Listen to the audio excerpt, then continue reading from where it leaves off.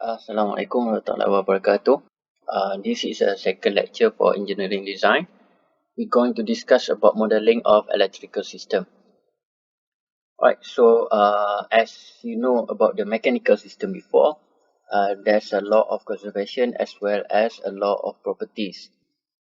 The same thing for the electrical system, where you need to deal with the law of conservation and as well as a law of properties, where the law of conservation is related to the Kirchhoff law, and the law of properties is related to resistor, capacitor, and inductor.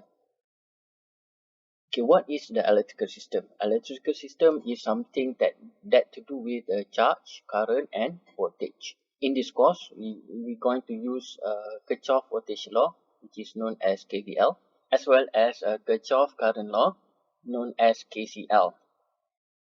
Alright, so Kirchhoff voltage law is dealing with the voltage around a closed loop, where the summation of voltage in that loop is equal to 0. So basically, this is the step that you need to follow if you want to use a KVL, which is you need to assume the current direction, and then you need to assign appropriate voltage polarity for each element, and then you need to create to assume the loop of clockwise or counterclockwise, and then you need to start at any point, any positive sign, and then if the result is negative, so that means the voltage is actually on the opposite direction. Right, so we see an example here where we got a loop here, and then we assume the loop is rotating clockwise. So current here, right? So negative V1. Why negative? Because this polarity of the V1 is opposite to the clockwise, right? And then negative V2 plus V3. V3 is following the direction, and then so on until you got negative Vn. So the summation should be equal to 0. For the KCL, you need to assume that current flowing into the node is equal to current leaving the node, or the summation of current in a node is equal to 0. Okay, so let's say this is your node, then you got I1 entering, I3 leaving, and then I2 is entering as well. So if you want to do the KCL, it's actually summation of I equal to 0. If you assume current entering as a positive and current leaving is negative, alright, so you got I1 minus I3 plus I2 should be equal to 0, or I1 plus I2 is equal to I3. Alright, so for this example, you can see all the current going in. So if you do the calculation, summation of I is equal to 0. So if you got value of I1 and I2, sum of the value should be negative. And then if you got the negative sign, then that means the current direction is on the opposite direction. Okay. So this is basically the law of properties for electrical system, where you got a resistor, capacitor, as well as a inductor. Right, so resistor, we're going to use this formula where V equal to IR, capacitor is equal to I equal to C dV over dt, and for inductor, V equal to L di dt. Okay, now we can look into an example. In this example, you need to find the transfer function of the system of E0 S over EIS, right? So in this example, the E0 is the EI here is the input here, and then E output EO, right? This one. First of all, if you follow the step, what you need to do, you need to assign the polarity. So let's assume this one is positive, this one is negative for the L, positive and negative for the R, and then positive and negative for the C, and then positive and negative for the Vt. Alright, so then we can know the current. Current for the L is from positive to negative. Current for R is from positive to negative, current for C is from positive to negative, current for Vt is from positive to negative, right? So after that, we need to assume the loop. So let's say the clockwise is the positive. So we can use KVL in this case. Dimension of voltage is equal to 0. VL plus VR plus VC plus no, it's minus actually, because Vt is on the opposite direction. So V minus Vt should be equal to 0. VL is equal to L di over dt, right? VR is equal to IR, and then VL is actually equal to 1 over C integration of I d tau from 0 to t, right? Then and then minus Vt equal to 0. So basically, if we rearrange this one, we can get Vt equal to L di over dt plus IR plus 1 over C integration of I d tau 0 to t. Okay, so because Vt here is actually is equal to EI, right? EI t is equal to L EI over dt plus IR plus 1 over C integration of I d tau 0 t. Alright, so this is 1. And then of course we need to find E naught, right? E naught is actually equal to Vc, right? Vc in terms of t, which is equal to 1 over C integration of 0 to t of I d tau.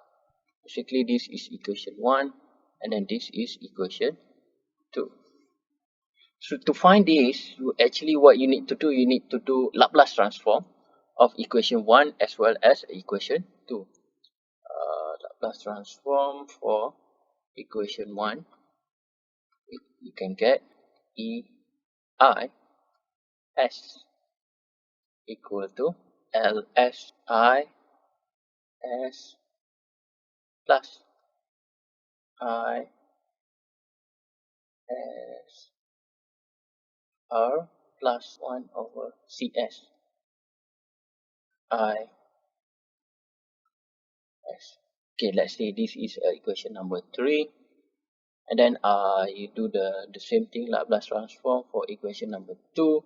You can get E naught of S equal to 1 over CS I IS. Alright, so this is equation number 4. So when you want to find E naught S over EIS, so you just 4 divide 3, right? 4 over 3, you can get IS over CS over, okay, let's just delete that one first.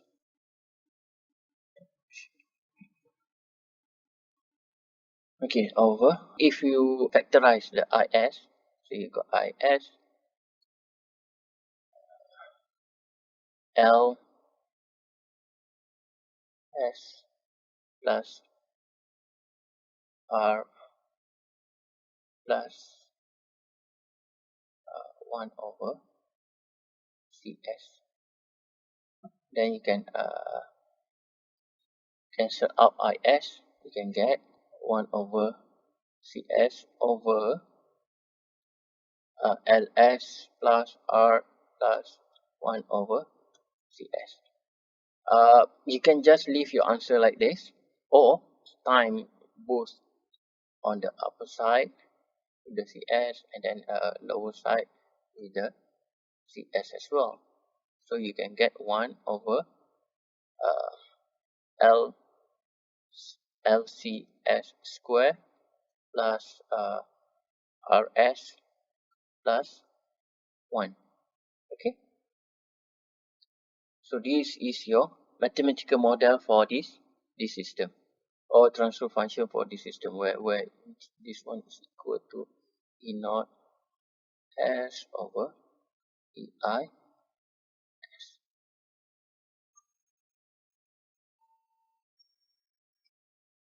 Okay, so basically this is the answer that we just did just now.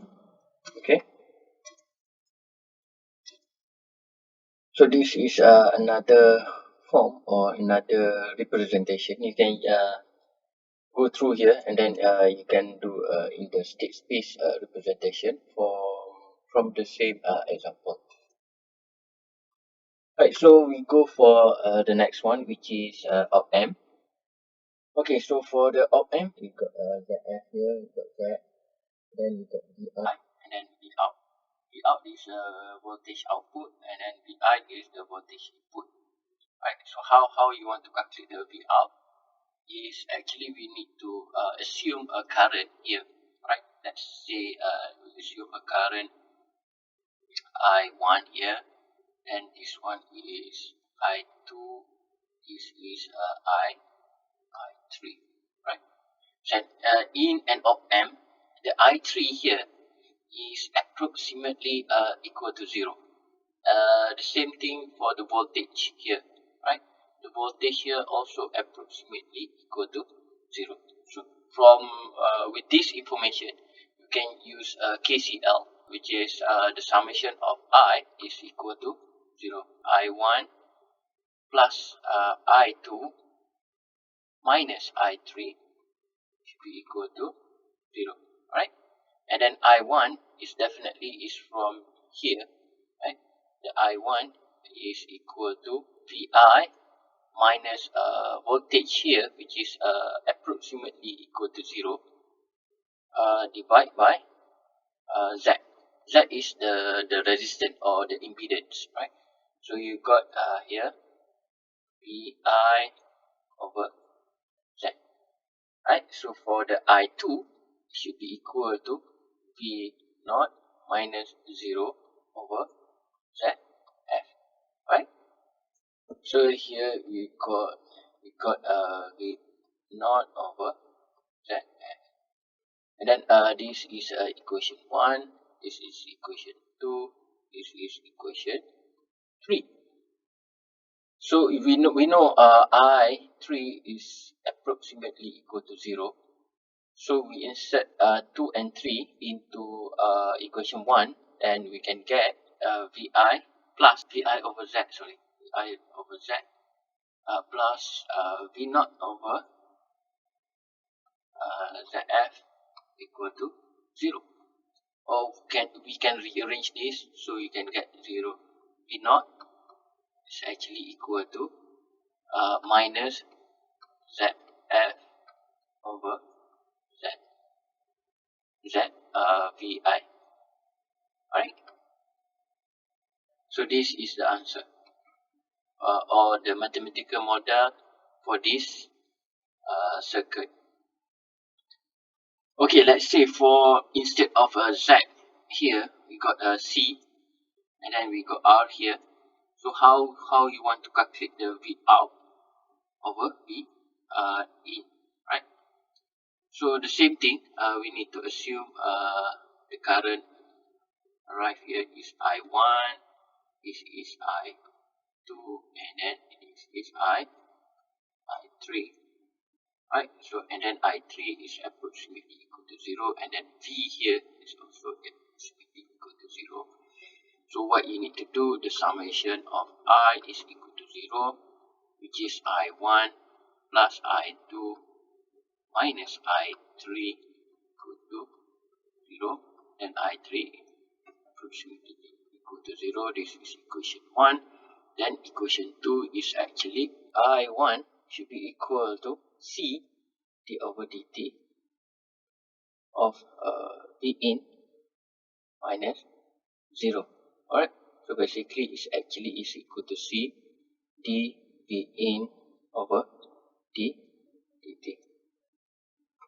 Alright, so this is equation number 2. So I3 equal to V up minus 0 over R equal to VO over R. This is equation number 3. And then you insert 2 and 3 into 1, you can get C dV in over dt plus V naught over R equal to 0. When you rearrange this one, you can get V naught equal to